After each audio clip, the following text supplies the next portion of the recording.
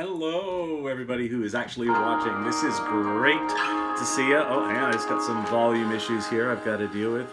And then we will be talking to you live. Let's get rid of that. Ta-da. Okay, so because we are kind of stuck inside with all the stuff going with coronavirus, uh, figured we would have some time to just chat about the outdoors. So I'm here with Nick Vardon, and we're just going to talk about all sorts of things related to the outdoors. If you have any questions, we will answer them. We've got somebody watching right now. Awesome.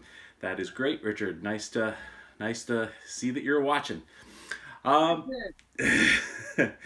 so let's just start, Nick. In case people don't know you, we actually met in the forest in the winter. Was it not this winter? The winter before, we were hiking through, and you were hiking through, and it's like, hey, how you doing? Well, it was awesome because we just set up, and it's funny because it was not our first winter camp, but our first winter camp that we decided that we're gonna pull our stuff in. We Right. used to just put everything on the back and away we go.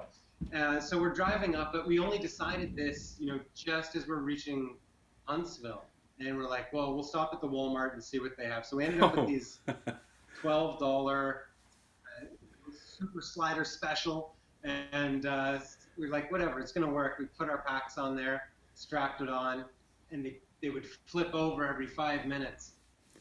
And by the time we got to you, is I don't know, maybe five or 6 kilometers into the trail, and we come across you guys, and we were joking back and forth about burying the sleds and picking them up later. They're just causing us so much. And then you guys came along. We're like, some relief from our nonsense.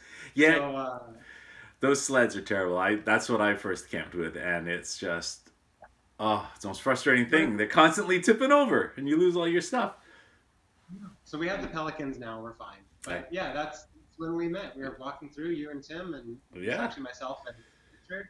yeah. And yeah, I was like, I know you guys. Very You're on cool. YouTube. That was pretty cool. That was awesome. That was really neat.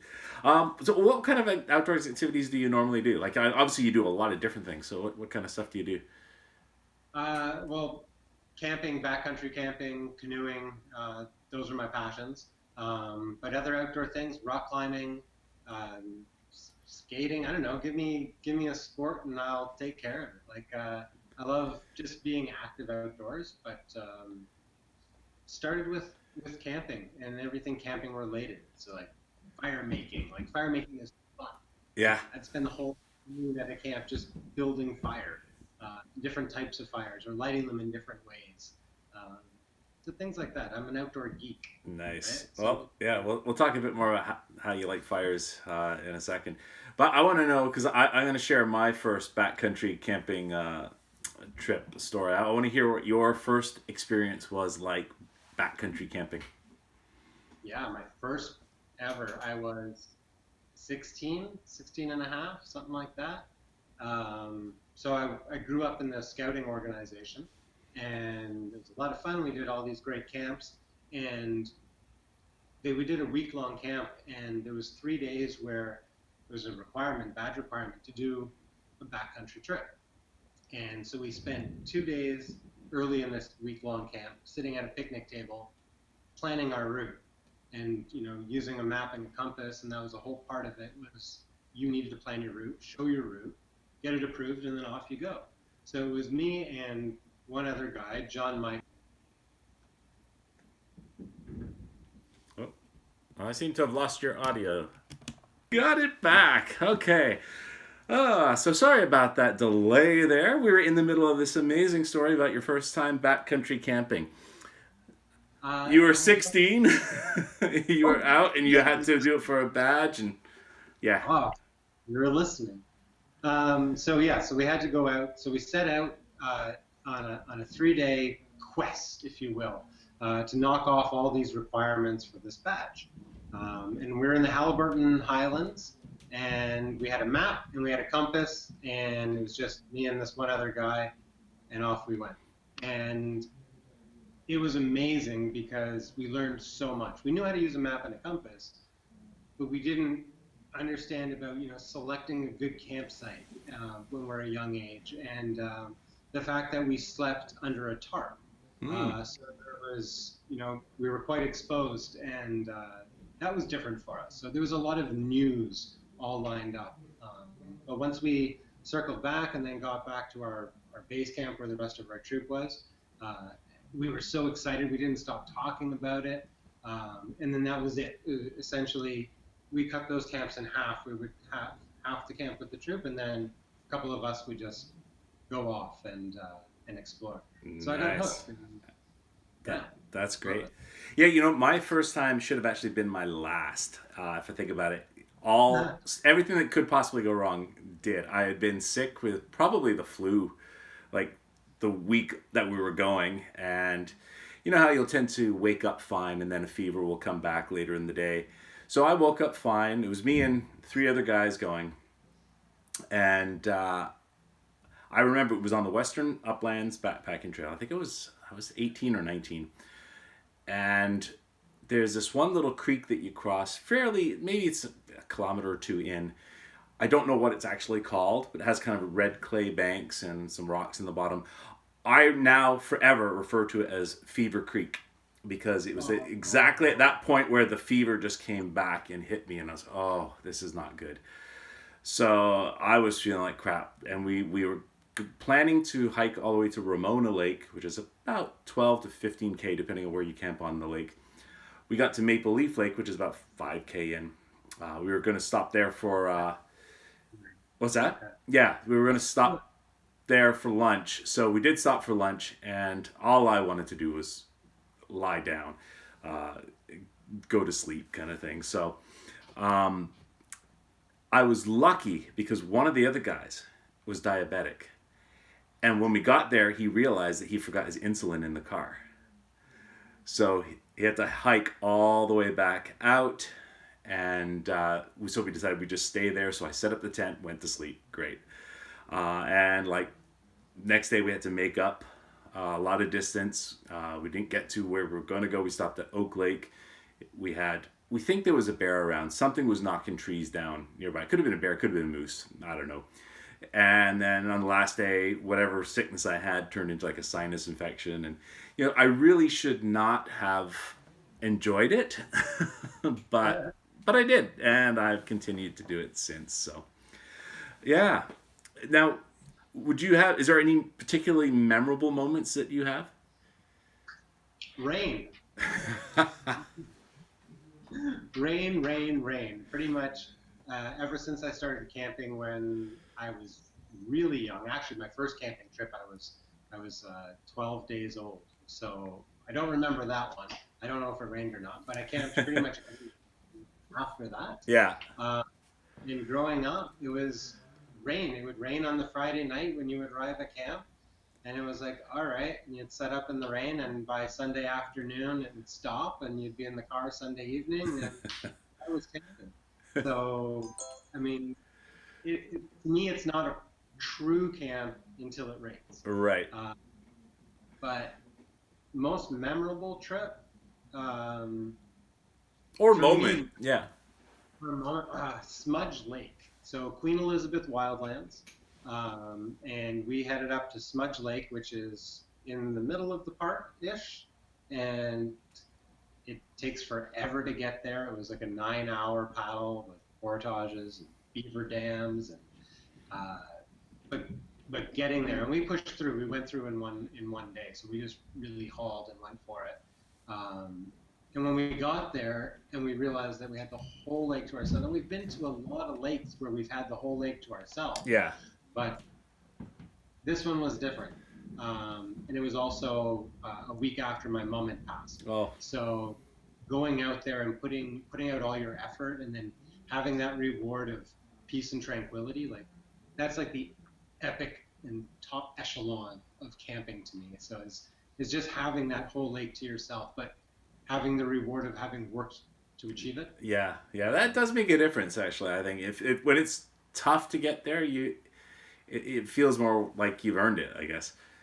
Yeah, for sure. I mean, I've camped a lot out of the back of a car. Don't get me wrong. I mean, New Lake and the car is right there, or Hog Lake or Tea Lake or pick a lake in Algonquin, let alone all the other KOAs and Yogi Bear and all the other places I've been. But that's fun to an extent. But my daughter doesn't even think that's camping anymore. Nice.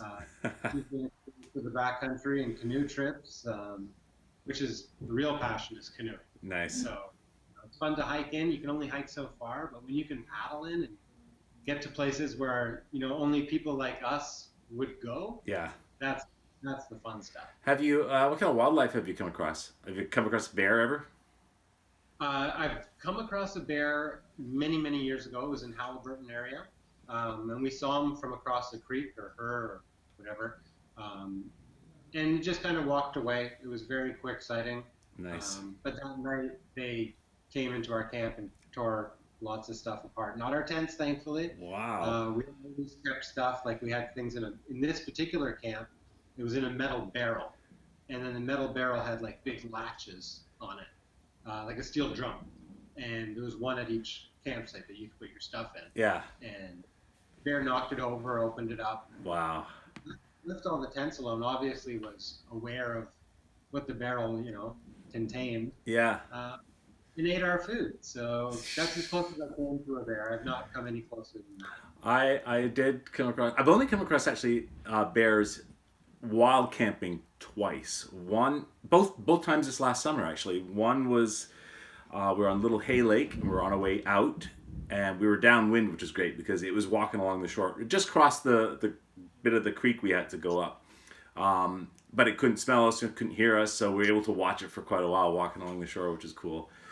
Then the other one, I took my sister's friend camping on Kingscott Lake. It was her very first time backcountry camping. She had only done car camping once before, like 2 weeks prior to that. And we're hiking along the Portage Trail, and I'm ahead of her by maybe 30 meters or so. And maybe 20 meters from me, suddenly there's this noise, and I look, and all you see is this big black end of this bear just go shooting off through the forest. So, and then she's behind me, go, what was that? She goes, tell me that was a deer. And she goes, she knew it wasn't. She goes, because deer aren't black.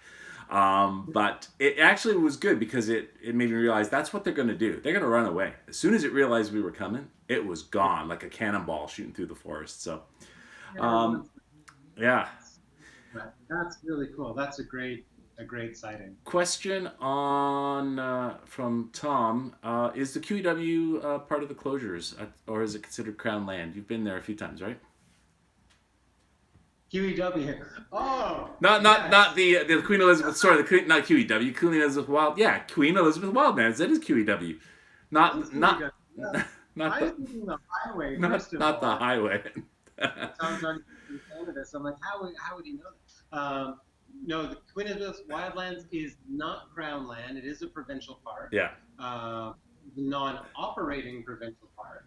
Yeah. Which means there's no ranger station. There are no porta potties, the thunder boxes. There aren't those amenities and luxuries, if you would, that another provincial park like Arrowhead or Algonquin would have. Right.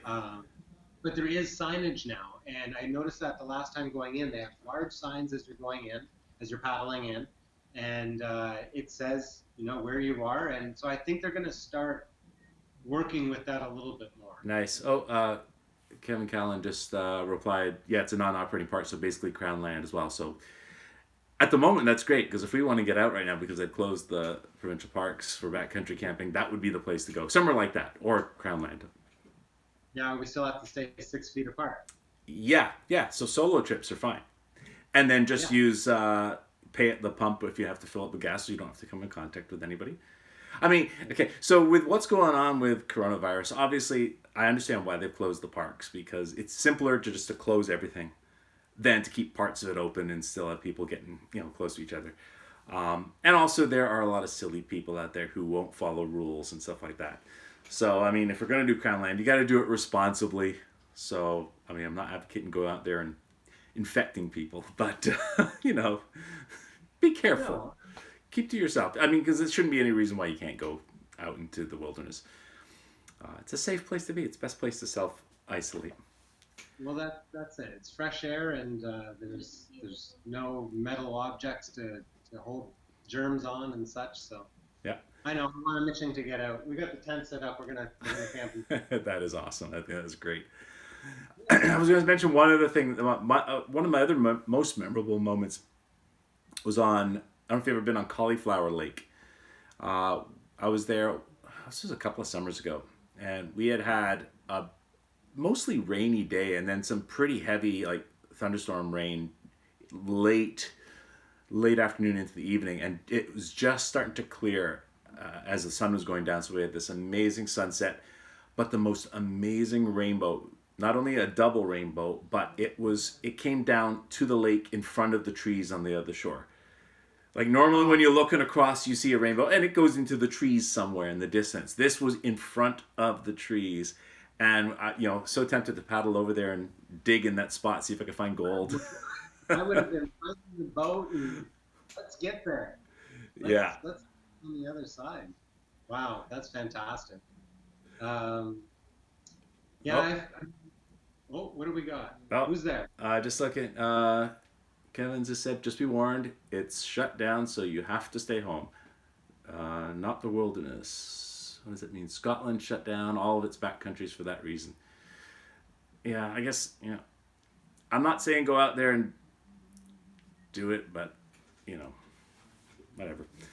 Um, yeah. Uh, let's see. Um, and what are the most challenging uh, moments or trips you've been on? Oh, some winter trips have been quite challenging. I remember heading out into Algonquin and we headed out really late. We left the parking lot after dark. I mean, whoops, I'm not supposed to say that, but we head out and realized that there's not a lot of wood where we needed it, and everything is frozen. And yeah, you can break some stuff off from here. No, no, no. We've got 5 feet of snow, so all the little stuff is covered, and snow just fell down, so you're frozen in, and it's 2 in the morning, and you just set up camp, and you want a fire, and so you huddle around the little Coleman for a few minutes while you make some tea, and off to bed. Like so, I think some of my biggest challenges are things that I throw upon myself. Mm. Um, why we do them, I don't know. We don't put as much planning into things. Sometimes we just put the stuff and go. So we run into some challenges, but they're fun and interesting and nothing we can't handle. Yeah. Uh, That is interesting. I find it is true. The more you do it, you know everything you got to have. And one thing that I always recommend everybody does is have a checklist before you go camping. Having said that, I don't always use a checklist, and those are the times that you forget stuff. You know what I mean? You get out there and something you go, well, I don't have this. Oh, great. I was camping. That's this happened with Tim. And one time we forgot the paddles for the canoe. Fortunately, we remembered when we were in, I think, Bancroft. So we stopped at Canadian Tire and bought a couple of paddles. But one time, and this was, I believe, early spring, Tim forgot his sleeping bag. oh, Poor guy, all he had was a tarp. And so it was cold at night. It was very cold. So I could just hear, from his tent. And I'm like, oh, okay, poor guy. So I got up, lit a fire, boiled some water, gave him a couple of hot water bottles. But yeah, he's not gonna forget that again. So yeah, have a checklist, use it. I know it's the people who like us who are probably gonna forget more stuff because we just assume we know everything and we go sometimes without everything that you need. I forgot a shovel once. We were on a winter camping trip, and we were going backcountry, and it wasn't until we got just out there, and I'm going through my bag, and there's no shovel. Oh, Um, so snowshoes did the job, but I mean, yeah. it's things that they're small, but they make such an impact. And how much fun you're having. I go out to have fun. Oh, yeah. And so when I get in a scenario where it's like, oh, my stupidity led me to not having fun for a moment, uh, I curse myself. um, Food. What do you take for food? That's going to change. So we've been taking, depending on the type of trip we're going on. But typically, if I'm going on a canoe trip or something lightweight, MREs. MREs are super easy. So backpackers pantry, not to name names, but their pad thai is killer. Oh, cool. Amazing. I I'm gonna make it for my wife one night and tell her that I made it, and just put it in a bowl. She won't know. It's so good. But I saved that for special trips, for times where you've gone long distances or you're really just tired at the end of it. But other than that, first night is a chicken, big full barbecue Oh, chicken, nice. uh, some buns and some sauce. It weighs nothing and it's all gone at the end. There's no garbage, there's no waste. Oh, that's great. And it's a good protein on night one. And then, yeah, as I go farther in, it's a lot of oatmeal, it's a lot of nuts. I don't like Cliff bars and all those bars. I can't, like, there's a couple that I like, but a lot of those energy bars, I just don't dig. Yeah. So natural fruits, dried fruit. Yeah. What about you? I find I take, I'm lazy when it comes to cooking. I don't really want to have to use a pot.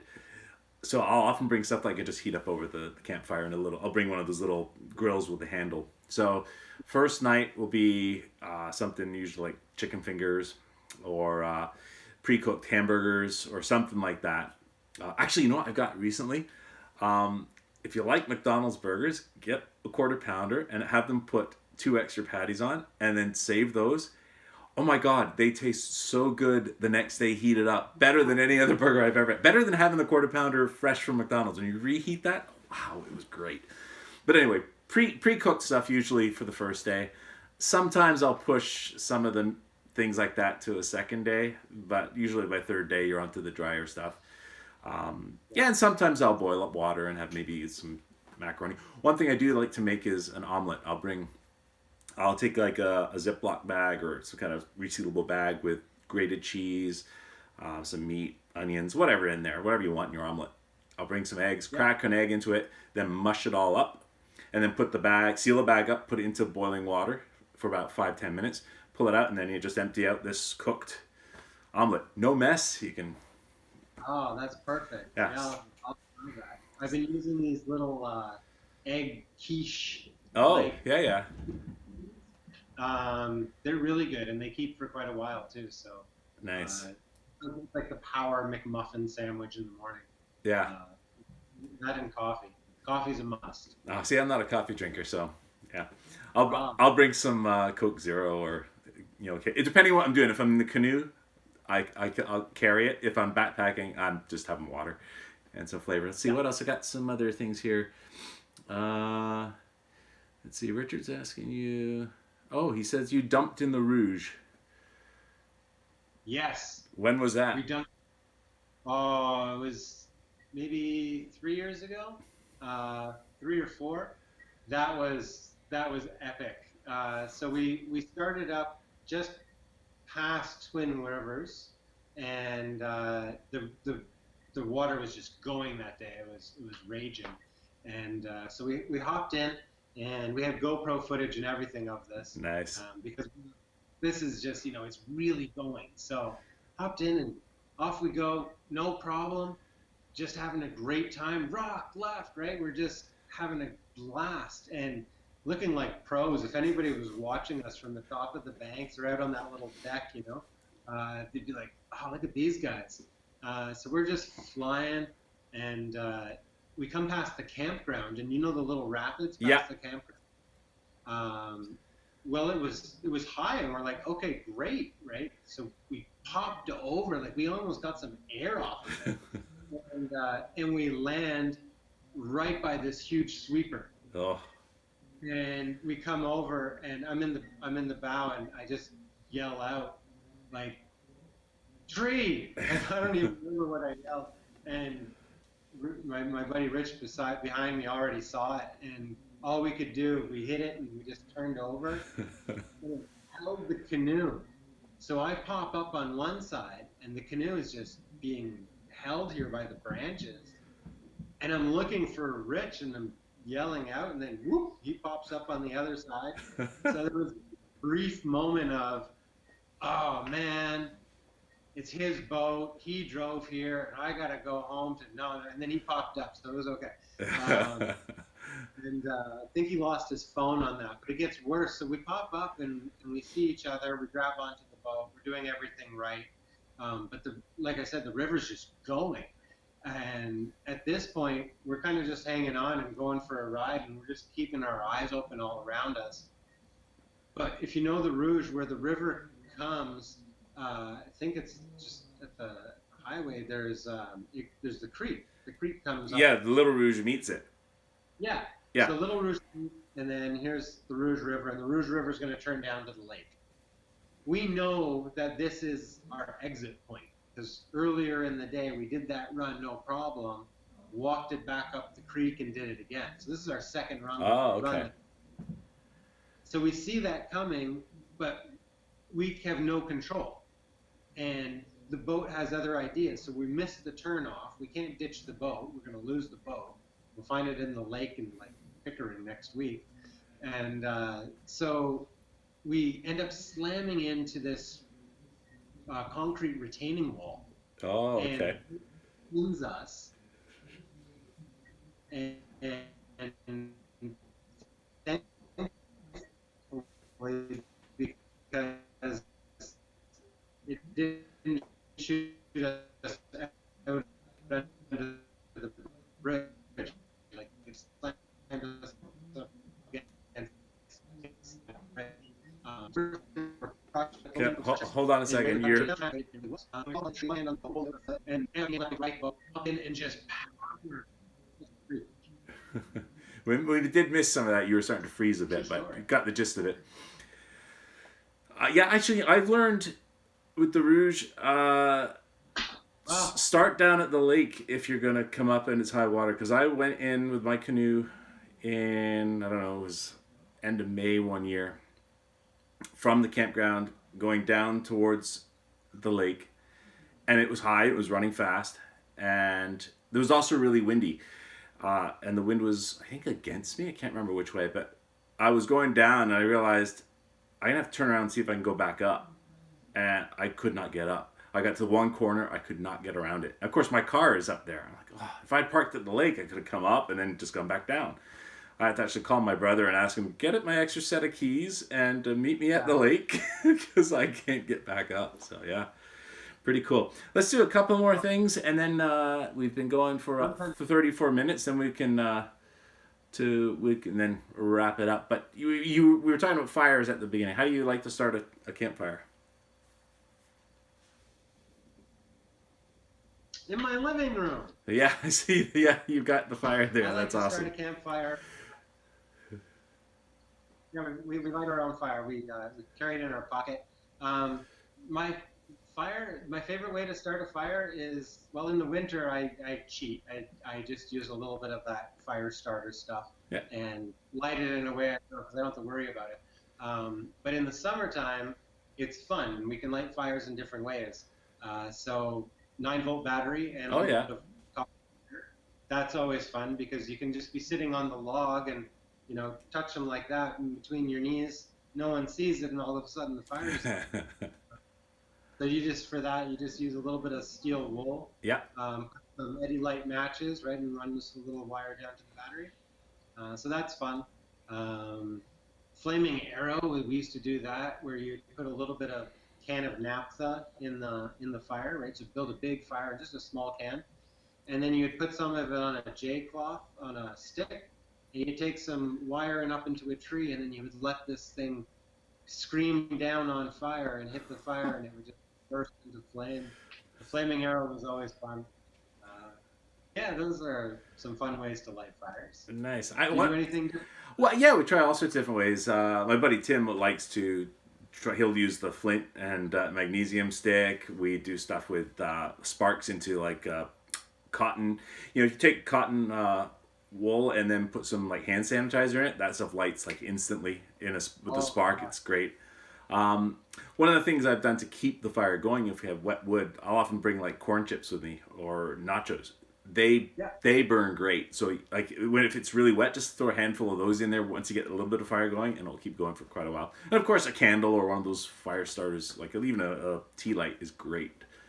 I used to use the cotton ball and petroleum jelly. Oh yeah, same Just thing. Yeah, yeah. those, and they burn for 5-10 minutes. Nice. So, That's cool. What plans do you have over the next few months once we're able to get back out? well, as soon as we can get out, I'm just gonna have a plethora of trips. I want to get the canoe out as soon as possible. Get in the water. Queen Elizabeth Wildlands is my favorite place to be because I don't have to pay anybody anything, and I hardly see anybody. I mean, I love meeting people in the woods. Don't get me wrong, Yeah, but it's also nice to just get out there and be out there for yourself, right? nice. Uh, so Queen Elizabeth Wildlands for sure, and some Algonquin loops or something. The meanest link, I'd love to do that. So if anybody is interested in doing it, hit me up. I want to do a couple of tougher ones this year too. I've got my nice little Swift Cruiser now, which is like weighs 25 pounds. So I'm dying to take that into the backcountry and do some stuff with that. So that'll be fun. Yeah, you go far. Cool. Well, we'll have to do this again. And also, anybody else who's interested in the outdoors and would love to chat, I'd love to chat with any of you guys that were watching. Maybe do it once a week, once every couple of weeks. Hopefully we'll get the technical things sorted out properly. Might even be able to do it with more than two people. We'll see. But thank you so much, Nick, for joining me on this. Welcome And for yeah, having me. yeah. My silence here and Hopefully see you out there too. yeah, we'll see us all out there. We all get outside. Nice, awesome. So yeah, I guess until next time, that's pretty much it. So yeah, there's the campfire, and we are going to sign off. So thank you everybody for watching, and we'll talk to you later. See ya. Bye.